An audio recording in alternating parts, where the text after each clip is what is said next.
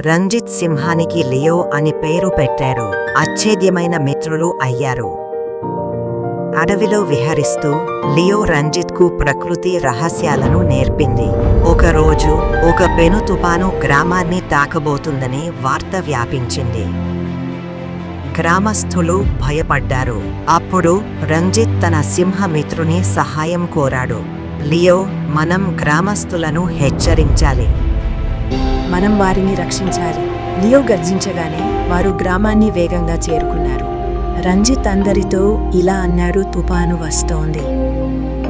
మనం కలిసికట్టుగా మన ఇళ్లను రక్షించుకోవాలి అని హెచ్చరించాడు.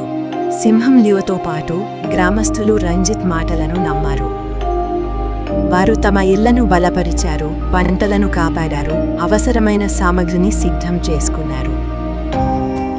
తుఫాను ఉధృతంగా వీచినప్పటికీ గ్రామస్తులు సురక్షితంగా ఉన్నారు. వర్షం తగ్గిన తర్వాత గ్రామాన్ని పరిశీలించి పెద్ద నష్టం జరగలేదని తెలుసుకున్నారు. అందరూ రంజిత్ మరియు లియో ధైర్యాన్ని ప్రశంసించారు. వారి స్నేహం గ్రామంలో ఒక దంతకథగా మారింది.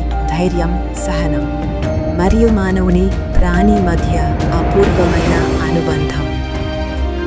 ఆ తర్వాత రంజిత్ మరియు లియో కలిసి మరెన్నో సాహసాలు చేశారు. అడవిని రక్షించారు, గ్రామానికి సహాయం చేశారు, మరియు నిస్వార్థమైన స్నేహం ఎప్పటికీ నిలిచిపోయే ఒక కథగా మారింది. Subscribe to my channel.